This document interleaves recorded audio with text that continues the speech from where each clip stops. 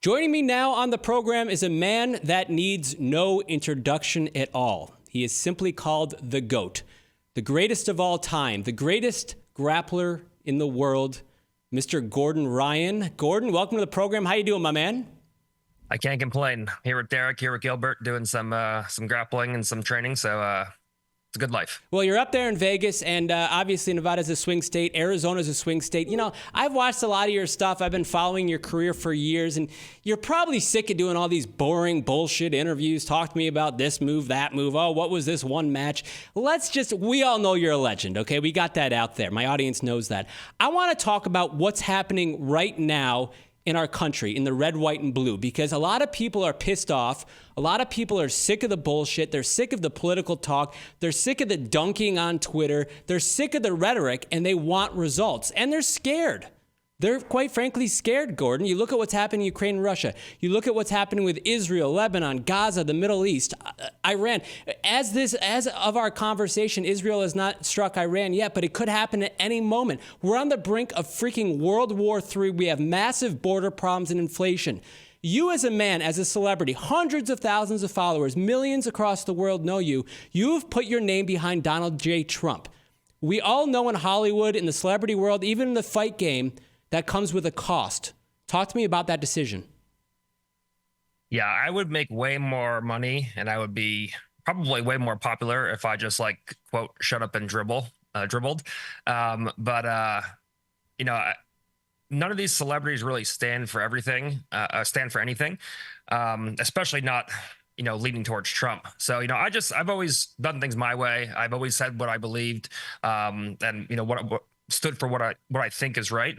And I'm very vocal. Instagram has been shadow banning me on politics for, I don't know, 5-6 years now. I think since 2018, 2019.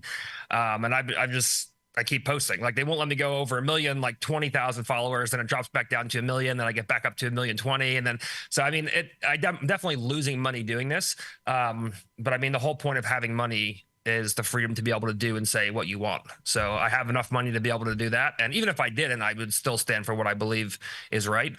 And what Biden and Harris are doing right now is definitely not right for anybody. And the crazy thing to me is that they're just accusing Trump of everything that they're doing right now. They're just saying that Trump is going to do all these things, but they're doing them right now. And they're just hoping that most of the American population is dumb enough to believe that and all the other lies that they're saying. And I'm just sitting watching it. And I'm like, this can't be real life. When I see a post from the Babylon Bee, I look at it and I'm like, this could actually be true. We don't know. Gordon, I want you to go in this world with me just for a moment. November 6th, November 7th, November 8th, on to December and then January. And let's pretend that President Trump gets elected. There is a peaceful transition of power in this country, and President Trump late January takes office. You mentioned censorship. You mentioned Instagram and all of that. In a second Trump presidency, what do you think that, I call them the powers that be, you might want to call them the deep state. What are they going to do? What tools are in their toolbox to censor people like you and to not allow the country to be taken over by conservative MAGA people? I would imagine that given the polls, they are now bracing for impact of a second Trump presidency. Do you fear further censorship in this country? For sure. We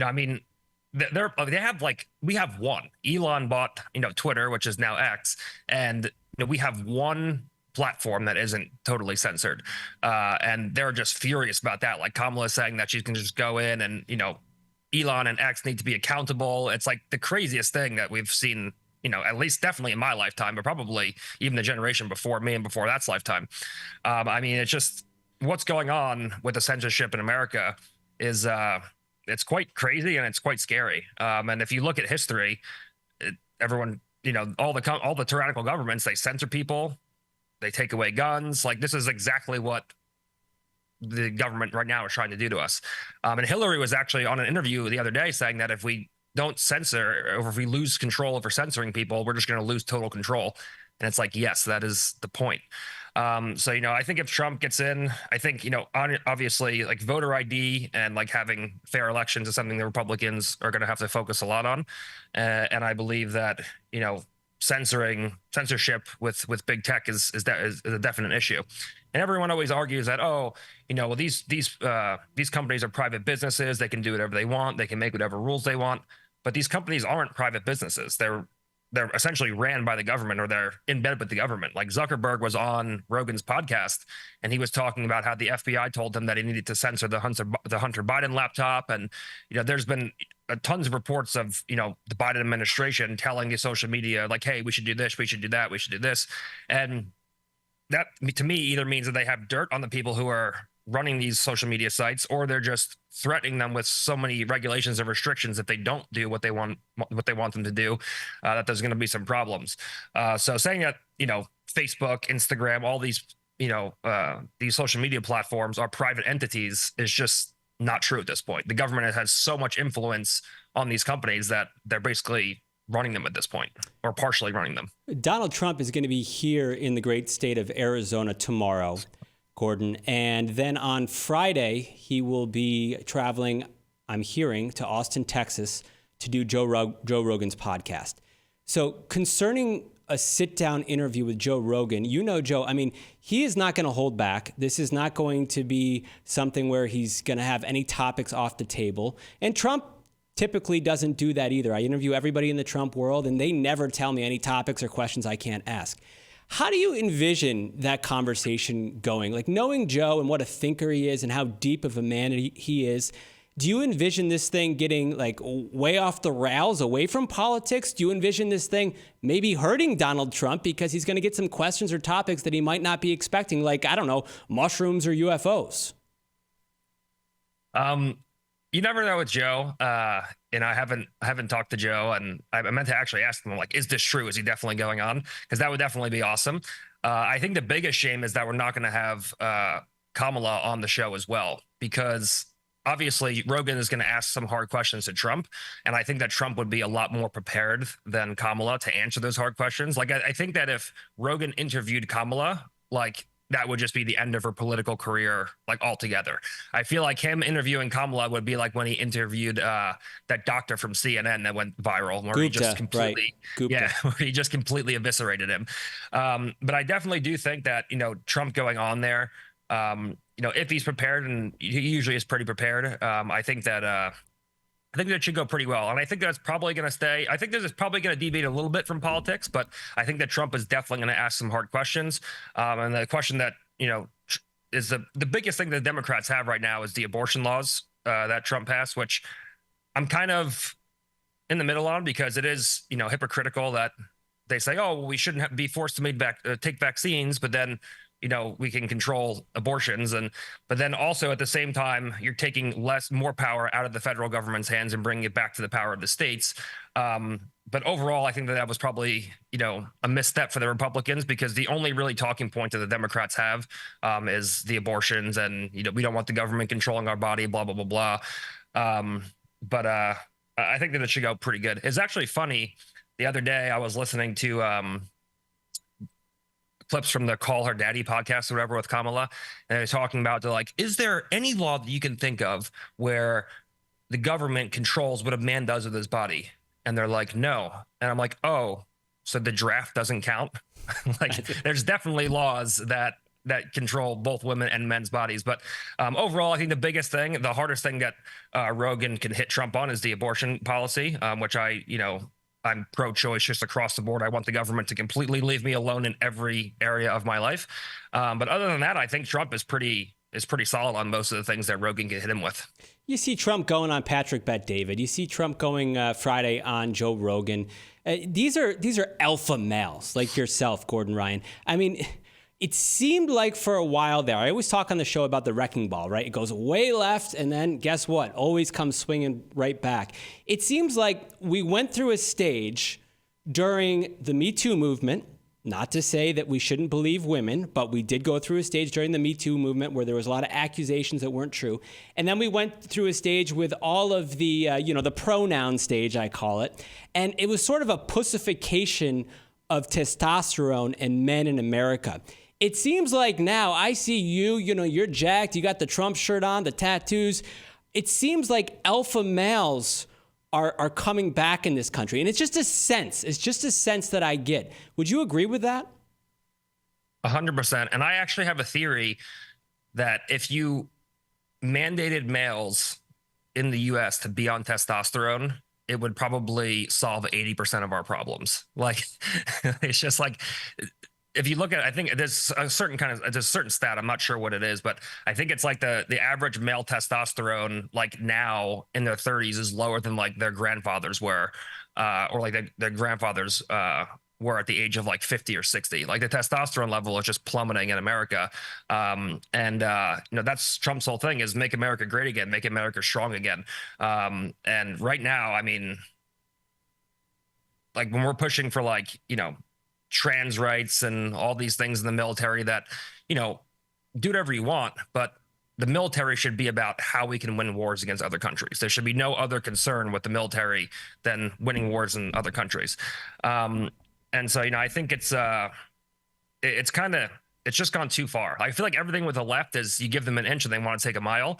And this, I think, is one of those issues. Now, you have 47 genders, you have 8 million different pronouns. It's just like, calm down, guys. I got to tell you, Gordon, and I don't know if this is speaking out of turn here, but a lot of women are on board with what you're saying. There's a lot of women in my life that I have these private conversations with about politics and about men and how men aren't men anymore. And you know what they want? They want an alpha male. They want a man that is not afraid to stand up and say what he believes in. They don't want all these soy boys. For a while, they had their moment, but now it seems like the women of this country, higher percentage, they are looking towards relationships with strong, badass men. 100%. And that makes my job a lot easier, thankfully.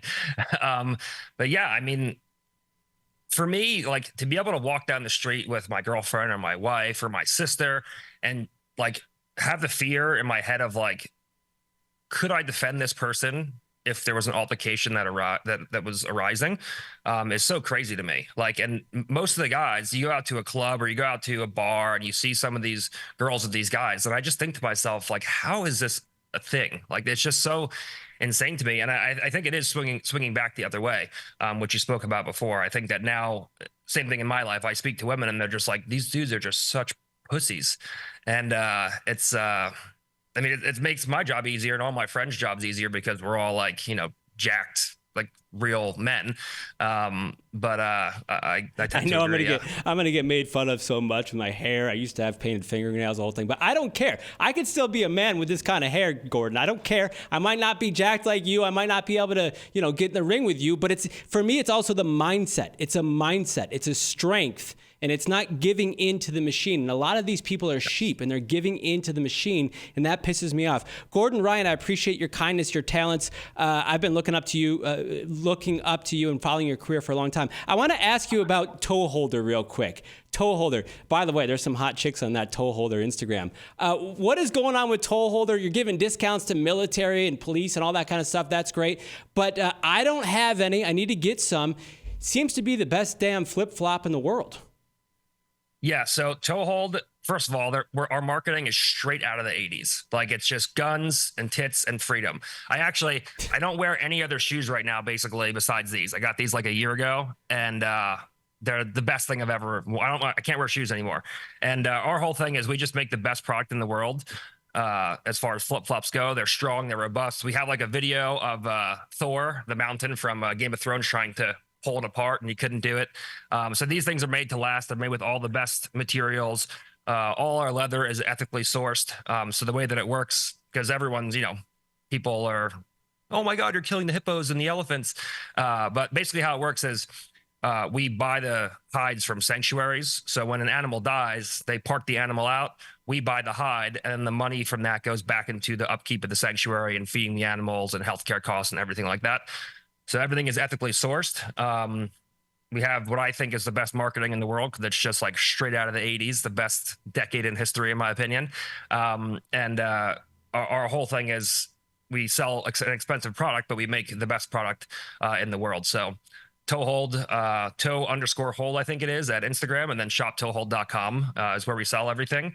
And we just had a new headquarters open up, so we should be getting production. We bought like 3 times the amount of machines, and I think we're going to get moving a little bit here now. So I'm excited. I love what you're doing with Toehold. We're going to tag everything below. I got to get myself a pair, Gordon. And I just wanted to tell you before we get off here, you're a legend, right? Greatest of all time.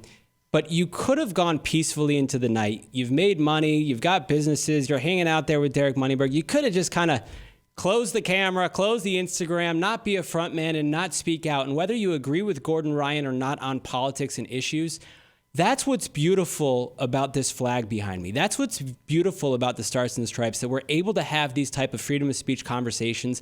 And you have not gone away. You're speaking louder and prouder, more so than ever. And I respect the hell out of that, my friend. Someone has to. I mean, most of the celebrities are going the opposite way, especially in Hollywood. They're going the other way because they have to. Like, I have friends in Hollywood, and they're like, these people, they monitor what we like. They monitor, who we follow, what we comment on. And I'm like, that is so insane. I would rather be broke and loud than rich and muzzled. But luckily, I'm rich and loud, so it's perfect. There's your next t-shirt, rich and loud.